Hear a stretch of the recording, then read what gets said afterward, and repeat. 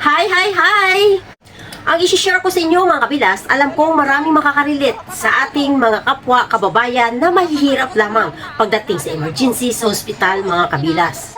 Nag-viral ngayon ito ang isang video ng isang ginang mga kabilas na si Fatima Villarojas dahil sa kanyang galit na dinala niya ang kanyang anak sa Hospital Maynila dahil ito ay kinukumbulsyon daw at nagsusuka mga kabilas. Ngunit pagdating ng hospital ay hindi man lang sila pinansin doon at walang may nag-aasikaso sa kanila at naghintay sila sa loob ng 4 na oras mga kabilas. Walang isang doktor na nag-asikaso sa kanila hanggang sa nagkaroon sila ng hindi pagkakaintindihan at nagkasagutan ng mismong nurse doon sa loob ng hospital mga kabilas. Bago yan, panoorin muna natin. Ngayon, nandito kami, Hospital ng Maynila.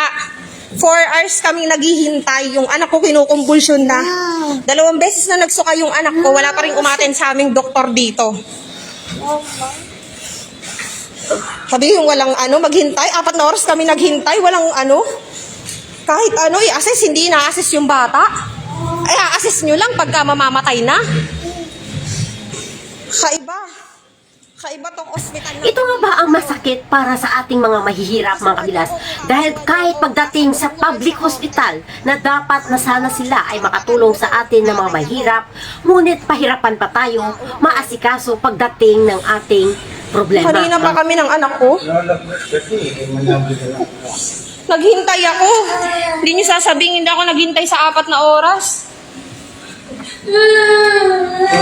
Doktor niya dito si Doktora Ito lang bukod tanging ganyan mga naka-duty ka Mahirap ngayon. talaga mga bilas kapag wala tayong pera. Sino daw doktor? Wala nga doktor na tumitingin sa anak ko eh.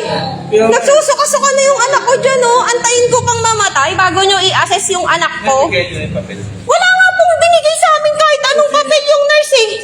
Hindi to. Wala pong binigay sa amin. Walang pinapil-upan na papel. Ngayon kayo sa akin. Ngayon kayo Hindi to yung dumaan kayo. Ilalive ko talaga kayo, kala nyo? Hindi Kahit to sa, pakulong nyo ako. hindi to sa dumaan ka sa meeting dyan. Dumaan po ako dyan. Ang sabi nung nurse nasa triage, maghintay kami. 4 na oras po ako naghintay. Wala tayong papel. Wala kaming papel na pinipilapan. Init. Kinukumbulsyon na yung anak ko. Sasabihin niyo sa akin, maghintay ako. Maghintay ako tumirik yung mata ng anak ko.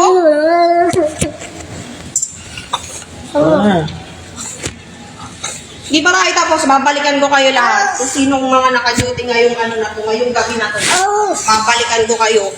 Papatulpo ko kayo.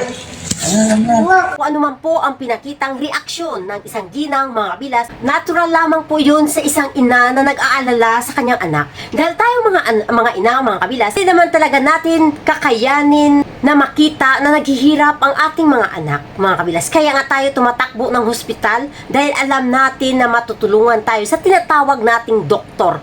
Paano kapag walang doktor na nag-aasikaso sa atin pagdating ng hospital, mga kabilas? Kasi minsan ang hirap kapag hindi ka pa nakahimlay, hindi ka pa talaga mapapansin ng mga doktor sa public hospital mga kabilas.